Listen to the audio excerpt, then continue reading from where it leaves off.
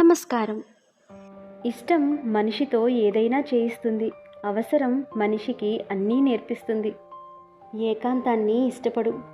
అది నీకు ఒంటరితనాన్ని దూరం చేస్తుంది. కాలంతో స్నేహం చెయ్యి. ప్రతి క్షణం నీకు తోడుగా ఉంటుంది. భవిష్యత్తుకి ప్రేమను పంచు. అది నీ జీవిత గమ్యానికి దారి చూపిస్తుంది. నీ కన్నీటికి ధైర్యాన్ని నేర్పు.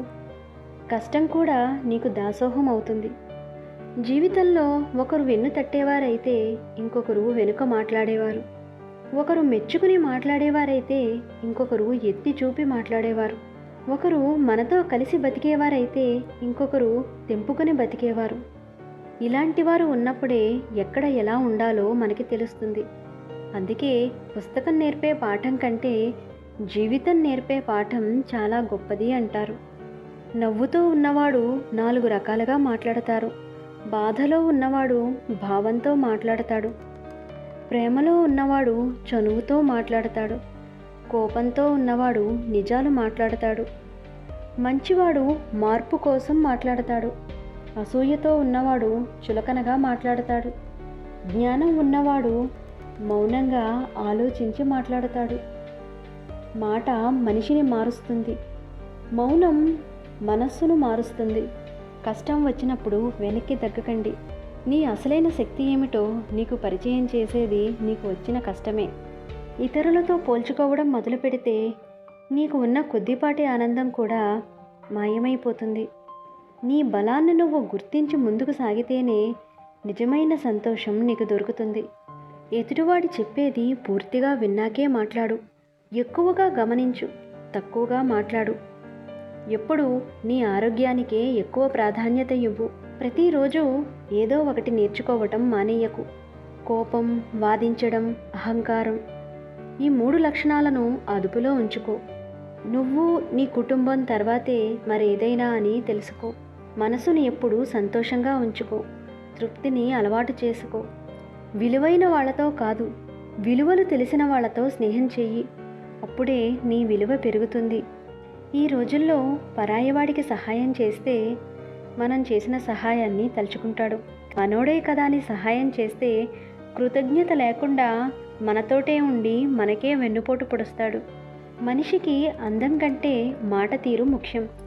మృదువైన మాటలతో చనిపోయేవాడిలో కూడా ఆత్మవిశ్వాసాన్ని నింపొచ్చు. ఓటమి నిన్ను ఆపటానికి రాదు, మరింత బలంగా మార్చడానికే వస్తుంది. 1000 సార్లు ఓడిపోయినా పడి లేచే ధైర్యమే నీ నిజమైన విజయమని తెలుసుకో. నిజాయితీగా ఉండటం, మృదువుగా మాట్లాడటం, నువ్వు చేసిన పనికి ఇంకెవరినో నిందించకుండా క్షమాపణ కోరగలగటం, బాధ్యత తీసుకోవడం తెలిస్తే జీవితంలో నువ్వు గెలిచినట్టే. తల్లిదండ్రుల సలహాలు ఉచితమే, కానీ సమయం వచ్చినప్పుడే అవి ఎంత విలువైనవో మనకి తెలుస్తుంది. కోపం వచ్చినప్పుడు కాసేపు మౌనంగా ఉంటే గొడవ తగ్గుతుంది. కానీ అదే కోపంలో నోరు జారితే ఒక అందమైన బంధమే తెగిపోతుంది. రక్త సంబంధాలు, సమయం, ఆరోగ్యం, స్నేహం, ప్రేమ, వీటి మీద ఎలాంటి ధరలు రాసి ఉండవు. వాటిని కోల్పోయినప్పుడే వాటి విలువ మనకి తెలుస్తుంది. లక్ష్యాన్ని చేరుకున్న రోజు మనస్సును తడిపే ఆనంద బాష్పాలు కంటే గతంలో పడ్డ కష్టాలు, తగిలిన గాయాలు, గుర్తుండిపోయే కొందరి మాటలు గుర్తొచ్చి కళ్ళ వెంట వచ్చే కన్నీరు చెప్తుంది జీవితం అంటే ఇదే అని. జీవితాంతం కుటుంబం కోసం పోరాడుతావు, కానీ వృద్ధాప్యంలో నీ విలువ తగ్గిపోతుంది. యవ్వనంలో విజయవంతమైన నిర్ణయాలు తీసుకోగలిగిన నువ్వు వృద్ధాప్యంలో పనికిరాని వాడివి అయిపోతావు. తన కోసం కాకుండా కుటుంబం కోసం జీవించిన వాడు చివరికి భారంగా మిగిలిపోతాడు. కఠినమైన నిజం ఏంటంటే డబ్బు ఉన్నంతవరకే గౌరవం, శక్తి ఉన్నంతవరకే విలువ, అవసరం ఉన్నంతవరకే గుర్తింపు. ఈ 3 తగ్గితే మనిషి విలువ తగ్గిపోతుంది. జాగ్రత్త పడాల్సిన విషయం ఏంటంటే ఆస్తులను ముందే పంచకండి.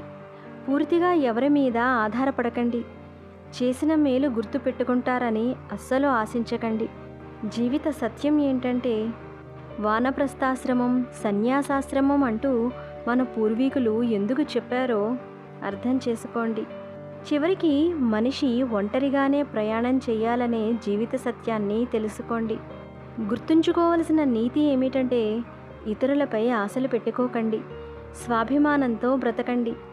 ఎవ్వరూ శాశ్వతంగా మనవాళ్ళు కాదు అని తెలుసుకోండి.